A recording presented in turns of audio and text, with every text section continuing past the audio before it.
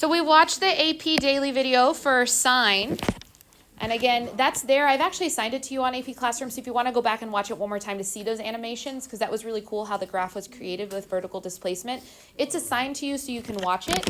But here's a couple things I want to add to the takeaways, which I know is also what you want to be able to write more about. We know that this marks the vertical displacement of the point P from the x-axis.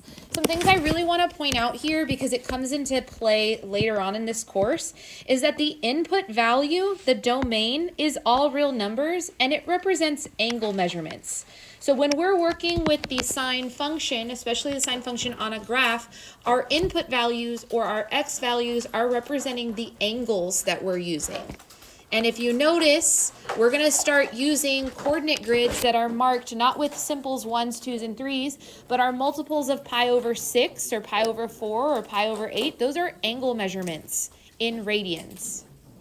The last thing I want you to write down, which may not mean anything to you now, but I promise the more times you hear me say it later on, it's going to make sense to you. You're going to add an additional dot here, and you're going to say the sine function starts at a 0 or a midline.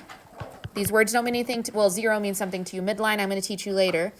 And then increases. The basic sine function will always start at 0, 0, or whatever the midline of this function is, the zeros, if it hasn't moved off the x-axis. And then it's going to start increasing.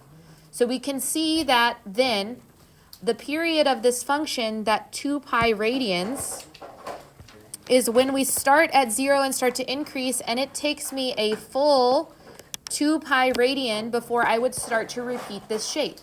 And it's going to keep waving and oscillating back and forth between -1 and 1 for forever, because its domain is all real numbers. Meaning we're going to be able to use negative angles, and we're going to use angles bigger than 2 pi. But our input values are angles. Any more questions off of this AP video before we go to the next one? Because we're going to watch both from this topic. Let's check in after the second AP video. We have our review. We built our graph that this time showed this wave. What's different about this one compared to the sine function on the front? Where does cosine begin? And where did sine begin? So now this time it's like we're shifting to the side and we're starting at a maximum instead of one of those 0 points or the midline points. But then if you notice, the outputs are very similar. Didn't the sine pattern go 1, 0, -1, 0, 1, 0, -1, 0? Same thing, we've just shifted horizontally by pi over 2 to create the cosine function, which means that these functions are very much interrelated with each other. And we're going to study them for a while. Let's make sure we got all the takeaways we should have. And again, I added a little bit more. And we'll highlight this just to make sure we understand that the domain, which represents the inputs, is angle measures. We're still using angle measures as our inputs. That's why it's not x and it's theta. Theta represents an angle. Additionally, we talked about the period being 2 pi radians, because if we look at where this graph starts at a maximum, the next time it reaches a maximum is at 2 pi. So that is the period of this periodic function, the amount of input values it takes for the function to start to repeat itself. Are there any other major questions before we move away from the... I'm going to go over that part. But yes, okay, so that was the AP videos. I recommend going to watch them again because the animations are great. But now I get to take over. Finally. So we're talking today about these sinusoidal functions, which is a fun word to say. Say the word sinusoidal. It's a general term for the sine and cosine functions, the functions that wave or oscillate back and forth in between the two values. We're going back and forth between -1 and 1. But what's cool about these functions is we can talk about how they change in unison. I would just pick a color. I'm going to use red for sine out of just the fact that I want to make it clear. If we're doing the sine function, let's think about how the sine function is changing as our input values increase. So if I'm talking about quadrant 1, I'm talking about angles or input values between 0 and pi over 2, which visually is this quadrant from 0 to pi over 2. If we think about sine is the vertical displacement. As I travel around the circle, is my vertical displacement increasing or decreasing? Am I getting further away from or closer to the x-axis? Further away from, so the sine function is going to increase. I know there's a blank for cosine. We're just going to go straight through and do the sines first. So if I'm looking, that means the vertical displacement is increasing. We're going up the circle. When I go from pi over 2 to pi, which is the second quadrant, pi over 2 to pi, what is happening to my vertical displacements? Am I getting closer to or further away from? Closer to. So my vertical displacement is decreasing.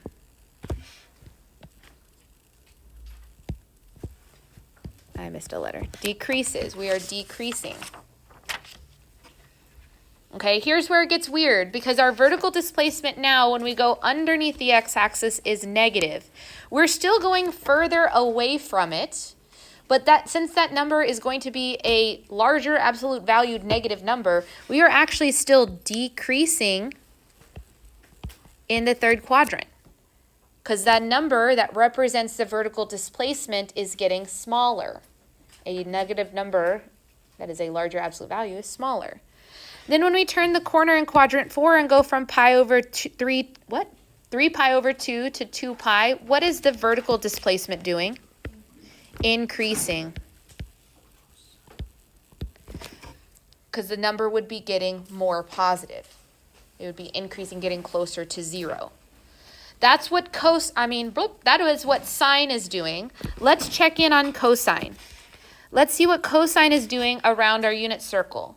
In quadrant 1, remember cosine talks about the horizontal displacement. So as I move from angle 0 to angle pi over 2, horizontally, is that number increasing or decreasing? Decreasing. It's getting a smaller. So the cosine function will decrease. Why can I not spell that word correctly today? It's like the 8th try. Decreases. In quadrant 2, as we continue going around that circle, is my horizontal displacement increasing or decreasing? Okay, it's getting further away, so I get why you said that, but we're now in the negative way. So if it's increasing negatively, it's actually getting smaller. So we are still decreasing. The cosine function decreases, goes to the left. That's a decreasing direction. Once we go to quadrant 3, the horizontal displacement will start to move this direction as we curve back around that circle, which means in quadrant 3, cosine is increasing. It's still a negative horizontal displacement, but it's getting bigger. And then in quadrant 4, what is the horizontal displacement doing? Increasing. So there's some interesting patterns here for what sine and cosine are doing around our unit circle. Good morning. And if you notice, they're like chasing each other around this unit circle, it feels like. Because they're the same wave, just shifted over by pi over 2, it's a horizontal translation, we actually have a lot of the same vocabulary and the same process used to graph sine and cosine, and in fact, every sine graph can be written as a cosine graph, and every cosine graph can be written as a sine graph, which is one of the challenges of this course. So sorry, I think we said it out loud, but I don't think we wrote it. What we wrote as an extra bullet point for sine was where it starts and how it moves. So where does the cosine function, where does cosine function start? 0, 1, which would be like a maximum, right? A maximum value. And then immediately, does it go up or does it go down from that maximum? Down. So then it decreases. So sorry. We discussed it, and then I didn't write it down for us. I still spelled the word decreases wrong today. Oh my gosh. Thank you guys. Appreciate it. Can't be good at everything, right? I'll take the small victories. Let's discuss, though, a little bit more vocabulary for these sinusoidal functions. By the way, that's how you spell sinusoidal, since I made you say it earlier without looking. Sinusoidal. Looks like a dinosaur name, I know, but sinusoidal. A sinusoidal function is any function that involves additive and multiplicative transformations of sine of theta. Sine and cosine functions are both sinusoidal functions because cosine is the same as sine if you add pi over 2 on the inside. These are horizontal transformations of each other. Here's the vocabulary that go with sinusoidal functions. I mentioned this word earlier. You know what I just realized? I don't think we wrote the extra bullet point on cosine, did we? No. Oh, let's go back for a second and do that. Now that we're back, so sorry. The midline of a function is a word I used earlier. I'm going to always color a midline in purple, so this is a sturdy color coding right here. The midline of a function is halfway between the minimum and maximum values. For a function that has not really moved off the x-axis, your midline does look like the line y equal to 0. Because I taught this class before it became AP and the textbook was called this instead of a midline, it called it the displacement. You will hear me call it that accidentally. The displacement and the midline are the same thing. I like using the word displacement because the letter we're eventually going to use to represent the midline will be the letter D. So D is displacement. But it is the midline of the sinusoidal function, basically the average of the maxes and mins. The second word that goes with sinusoidal functions is amplitude. The amplitude of a sine wave is the distance from the midline to the maximum or the minimum. So it's like the height of the crest or the depth of the valley for the wave. We already know this next term. The period of the function is the length of the input values that it takes for the function to complete one cycle. We did this one in 3.1. New word for today is frequency. I'm not going to highlight frequency in any color. The frequency is how many cycles occur in a set input value.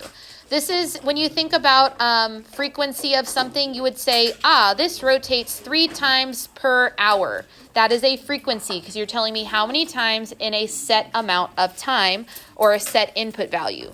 Easily enough, it is simply the reciprocal of the period. What does it mean for something to be the reciprocal? I see you doing this with your hand. Yes, we're flipping the fraction. Technically, reciprocal opposite is too vague in math. Reciprocal is the one that means flip the fraction. But yes, I know we know what that meant. Concavity, we talked about this in topic 1.1 back in August. Concavity, it will oscillate between concave up and concave down. These are the best examples of concavity because they change so often between concave up and concave down all across their domain. And last but not least, sinusoidal functions are generally either even or odd. And we're not talking about like numbers even or odd, but the property of functions even and odd. An even function is going to be reflective about the y-axis, which means you can fold it along the y-axis and it will look the same on the left as it does on the right. An odd function has rotational symmetry about the origin. So I like to call this a spin move. If you put a pin in the origin and spun the graph around, it's a double reflection, reflection over x, reflection over y. It will land on top of itself when you put a pin in the origin and spin it. These sinusoidal functions are generally even or odd until you start moving things around too crazy, but we're really not going to do that till next time.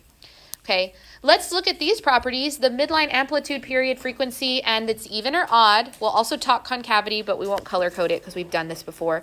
For the general sine function, this is a reprint of the regular sine of theta function. What is the midline is the first question. So we're looking for halfway between the maximum and the minimum. If you look visually, the midline is straight up going to be in the middle. Wrong color, Miss Quigley, it's purple. And if you look, that midline that cuts the graph in half vertically is at what output value? What y value? 0. So our midline, we're going to write down d equal to 0. It is a horizontal line, so you could write y equal to 0. But stick with me for why I'm doing this for a couple lessons and you'll see why. Midline, d equal to 0. Amplitude is the height of the wave. So if we go from the midline up to the maximum or from the midline down to the minimum, how far did we travel? 1, which means for this function, the amplitude is equal to 1. We have our displacement, our midline. We have our amplitude. We should already know this. What is the period of the sine function? 2 pi, which is how much it takes to go around the unit circle once. That's why it has a period of 2 pi. So we know that the period is 2 pi, which means that the frequency is 1 per 2 pi input values, the reciprocal of the period. It is 1 over 2 pi, but I like saying it 1 per 2 pi because it tells me how many cycles, 1 per 2 pi input value. Now this function is an odd function, and it's kind of hard to see because I only graphed one period here. Don't do this, just watch. If I were to graph the opposite side of this, ooh, sorry, forgive, that was bad. All right. Okay, pretend like that's perfect. And if I were to put a pin in the origin and spin this around, do you see how the waves would land on top of each other? That makes this an odd function because it has rotational symmetry about the origin. Okay, I know that will go off screen for you, so don't draw it. In fact, I'm just gonna, no. Oh, no. It didn't go away. It's on the table. Go away. Did you draw on my table? No. Someone did. Sus. I know who drew that picture that's on there. Is it the guy who I'm thinking of? I don't know. Okay. I don't live in your brain. Okay, let's do these same things for cosine. For cosine function, again, I've reprinted that function here for you. It starts at a maximum and decreases. What is the midline of this graph? 0. So our midline is the line y equal to 0, but we're going to write down d equal to 0. Trust me. We're going to use, I know it's a horizontal line, so y equals 0 is also acceptable. For a cosine function that we have yet to transform, what is the amplitude? 1. So we would say a equal to 1. We can check any of the maximums or minimums. They should all be the same number. Yes, it's 2 boxes. Remember, my graph goes by 1/2. So it's just changing a distance from 0 to 1 or 0 to -1. Why is there a missing part of the graph? Why am I missing part of the graph? So there's just like a white spot. Oh, I don't know. I didn't notice that. If that bothers you, fill it in. What was my next question? The period. What is the period of a cosine function? 2 pi. Again, that's how long it takes to go around our circle in radians, which makes sense because this function comes from the entire rotational symmetry circle. Which means if the period is 2 pi, what's the frequency? 1 over 2 pi, or 1 per 2 pi. I like to say it that way because it makes actual sense what we're talking about with frequency, but 1 over 2 pi is fine. 1 per 2 pi, I like better. Now this function, again, I didn't draw it for you, so you can't see what's happening on the other side, so don't draw this, just watch. But if I were to continue to draw the cosine function, can you fold it or spin it? Fold it. You can fold along the y-axis and it would land right on top of itself, which means, is it even or odd? Oh, that's an even. Even is, what is that word I'm looking for? Reflective symmetry over the y-axis, while odd is rotational symmetry about the origin. Odd origin, odd origin. Odd origin, so even has to be the other one. Okay, but it's not always going to be that easy. These are the basic functions. These are the properties of the sine and cosine function themselves. But I'm going to ask you to do these questions, not the even or odd, we're kind of done with that one, but midline, amplitude, period, and frequency for sinusoidal functions that look a little different. For example, let's do this one. 2 periods of the sinusoidal function f of theta are shown in the figure on the right.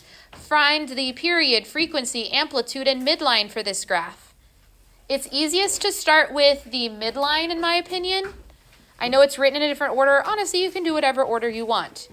But let's check this midline first. Where is the middle of this graph? 3, because if you see halfway between your maximums and minimums is this line 3. So we would answer midline as d equal to 3. Amplitude is not just the maximum and minimum, it's how high above the midline or how low below the midline the crest and valleys fall. So if I go to the midline and then go up to the maximum or down to a minimum, how far is that? 3. So my amplitude here is 3. Cool, great, awesome. We know normally the period of a sine function is 2 pi, but based on this graph, how long does it take for this graph to start repeating? Pi. So if my period is pi, what's my frequency? 1 over pi or 1 per pi. We have 1 cycle per pi. We have 2 cycles per 2 pi, which is pretty cool. And if you notice, we have 2 full cycles in the time of 2 pi on my input value. So 3 every 3 pi, because there's 1 every pi. Questions, comments, concerns? How do I get pi? I want to see when this graph repeats itself. So the next time this function has a 0 or a midline, I guess it's not a 0 here, has a midline point and increases, the next time that happens is right here. This is where it would start to repeat. So that goes from 0 to pi, which is the distance of pi. Better? Not better? Yikes. Can we try another one? Do you want to try it on your own? Yes, we got it. Let's try number 2 on your own. You got it. I've heard some really good discussions around the room, so let's see how we did. If we start with the midline, just because that's my habit, I look at the middle of the graph. If the maximum's at 3 and the minimum's at -1, that means halfway between them, we would be at 1, which also makes sense because visually, that's halfway between the max and the min. Perfectly even. So that means that my midline would be D equal to 1. Once I know my midline, I can check the amplitudes. We're going from the midline to a maximum or a minimum. For any/all of these crests and valleys, how much does it take for me to go to the midline to a maximum? 2, which means the amplitude is 2. Did we do okay on those? Fabulous. Now the period is what gets people sometimes. I know that normally sine and cosine have a period of 2 pi, but we're going to start changing these the same way you transformed regular functions by vertically dilating or horizontally dilating them. But if we look, we're starting this graph off at a maximum. When is the next time we have a maximum that goes down immediately after? Pi over 2. So my period is from 0 to pi over 2, which is the length of pi over 2. So the frequency is just the reciprocal of that. Since this is already a fraction, you don't have to put 1 over pi over 2 because then you have to keep change flip. It's a whole thing. Just flip that number over. Your frequency is 2 over pi. Now, this is the one where it especially is important for you to say it the way I've been saying it. 2 per pi. So that means in a distance of pi, which I'm pointing at, how many waves did we fully complete? 2 per pi. It takes 2 waves for me to get to pi. I like saying it that way. To me, it's a double check. Okay, for some of you who looked at 3, did anybody try it? Why? Because it doesn't have a graph. Can we make a graph, though? Here's what I want you to do on these types of problems. We're going into investigative mode. It says the sinusoidal function h of theta has a maximum at the point pi, 8. The first minimum after reaching this maximum value occurs at the point 3 pi, -2. That is enough information to find the period, frequency, amplitude, and midline for this graph. Let's do a sketch for a second. A sketch. Let's see. We know that at pi, we are at the value 8. That's going to be 8. We know that at, we'll let this be 2 pi, and this will be 3 pi. At 3 pi, we're at the value -2. Now, we know the pattern for a sinusoidal function. We'll go max, middle, min, middle, max. Or middle, max, min, middle, min, whatever. I lost track of my own thoughts. So if I were to connect these 2 points together, following a sine wave, did I finish a full cycle? No. No. How long will it take me to finish the full cycle? 3 days. Well, I guess I should ask, how much of the cycle did I finish? Half. If it took me half the circle to travel from pi to 3 pi, how long will it take me to finish the whole thing? Same distance the other way, or same distance continuing it on. So what I can do is I can finish my sketch, and again, sketch, it doesn't have to be perfect. Here's 4 pi, here's 5 pi. I eventually will meet back up with the point I started at 5 pi, yes? Because if I go from a max to a min, that's halfway. I have to go back up to a max. So I ran out of room. That's okay. Sorry, it's a sketch.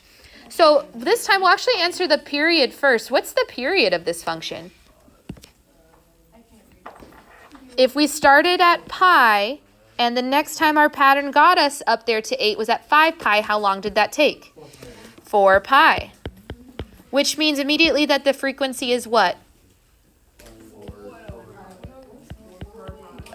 All of that general murmuring? Yes, 1 over 4 pi.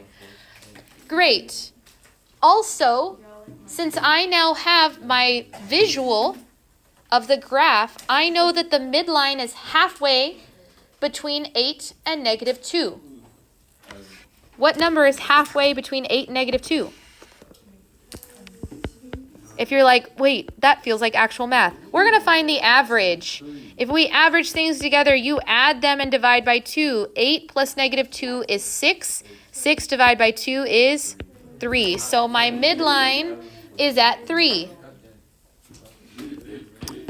So question, if my midline is at 3, what is my amplitude? How did you figure that out? Yeah, how do you go from 3 to 8? How do you go from 3 to negative 2? Minus 5. Both of them are 5, which means my amplitude is 5. You can still answer all of these questions. You just have to visualize what this sinusoidal function is doing. And you know from a max to a min, that's only halfway.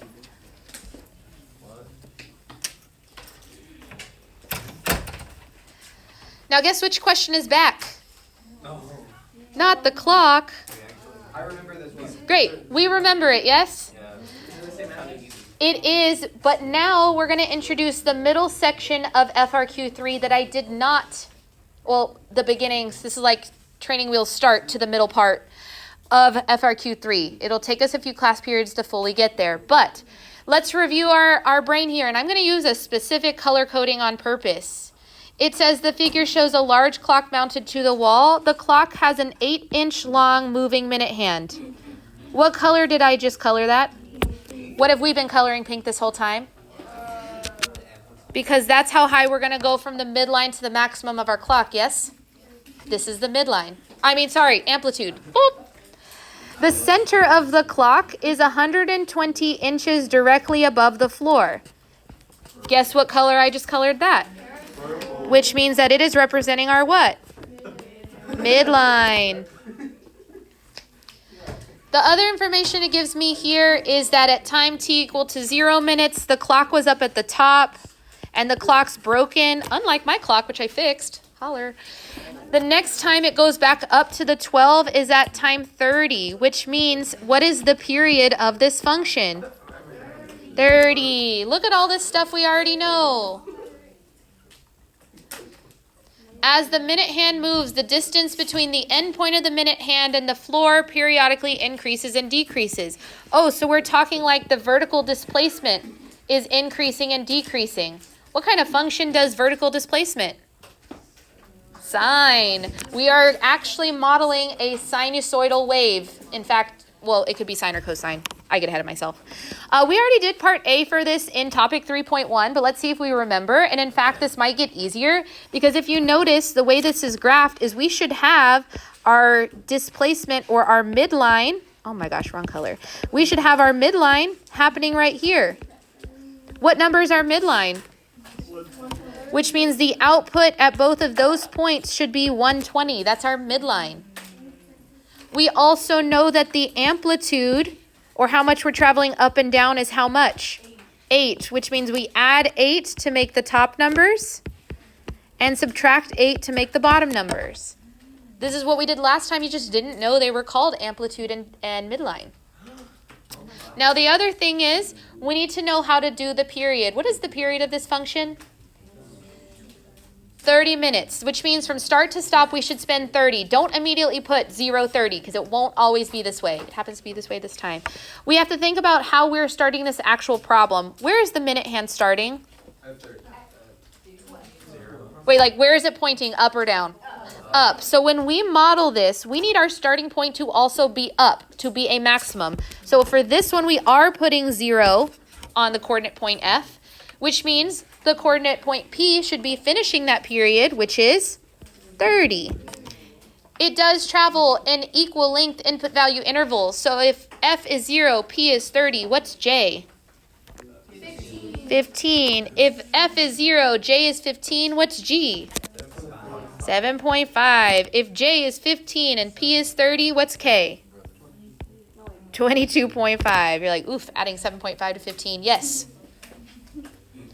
All of the things we did before are exactly the same. You just now have vocabulary to talk about them. This is your midline of your function. These are your amplitude. So when we go down here, and now, again, this is the training wheels version of part B for FRQ3. It says, find the period, frequency, amplitude, and midline for this graph. What is the period?